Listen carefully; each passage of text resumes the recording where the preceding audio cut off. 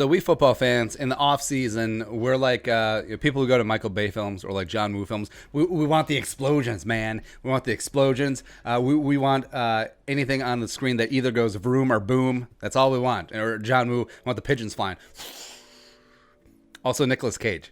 We want that in the movie. So that's how we approach the offseason. Like, we want the big free agent signings. We want all the big splashes. We want all the trade ups and trade downs in the world, and that's what we want. Now, Vikings fans, we have a bit of a short-term memory because it was like last year where it was like, oh, how come the Vikings aren't doing anything in free agency? It's like, oh, the Vikings never do anything for agency. It's like, bro, 2 off seasons ago, or last off season, the Vikings signed a quarterback to the richest free agent deal in NFL history, as well as Sheldon Richardson. But okay, sure, why not? As well as, Spielman never trades up in the draft. It doesn't make any big draft day. Remember, there's a stretch from 2012 to 2015, or 3 or 4 years, where the Vikings had multiple first-round picks without giving up the farm. That's all.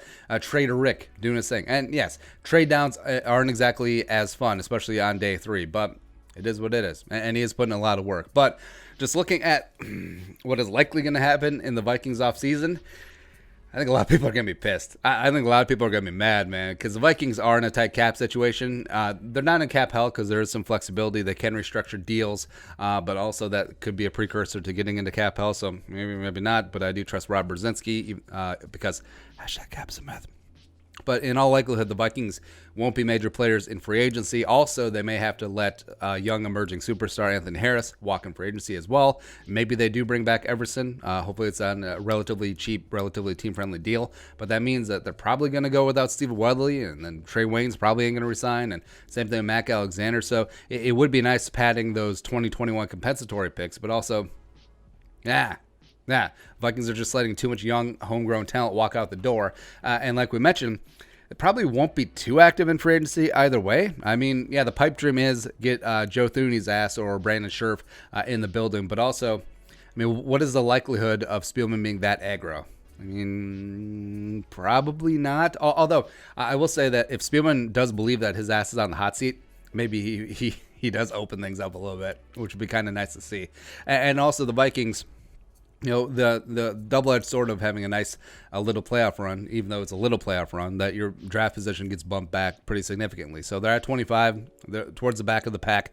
Probably won't trade up at this time. And yes, they probably will trade one of their fourth-round picks down 17 times to get all the seventh-round picks, which, much to the chagrin of all the Vikings fans watching, as well as the guy who has to do a video profile on every single player. But it is what it is. But likely with that forecast, and again, this is probably the scenario that's going to go down. I think fans are going to be pissed off. I really do. Just because of all the inaction, even though, yes, free agency, it's a lot of fun, especially in March. Everyone is football starved. March Madness hasn't quite hit yet. NBA playoffs isn't there yet.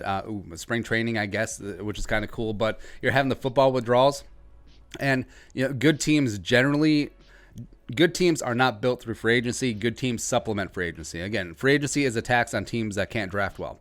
But it is so much fun, man.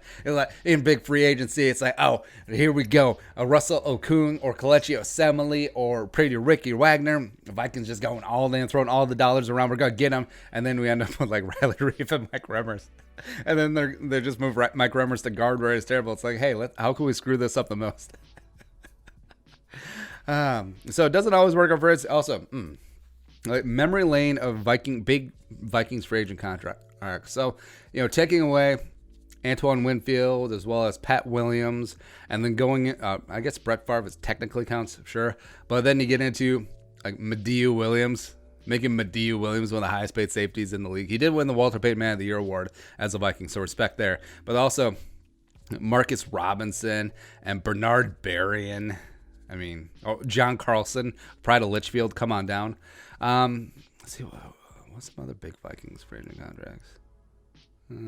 Probably not have known, but it is fun. But the Vikings are likely going to be sitting on the sidelines as it is. But also, don't count out like second or third wave free agents signings, because remember when Linval Joseph came over from the Giants, like relatively cheap deal. It was in the second wave of free agency, and then everyone was like, How'd that work out? Linval's pretty damn good.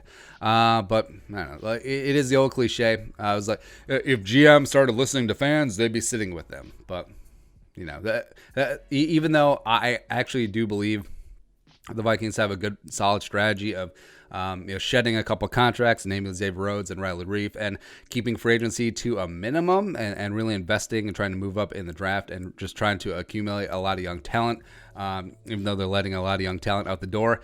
It sucks because it's boring, man. It's boring.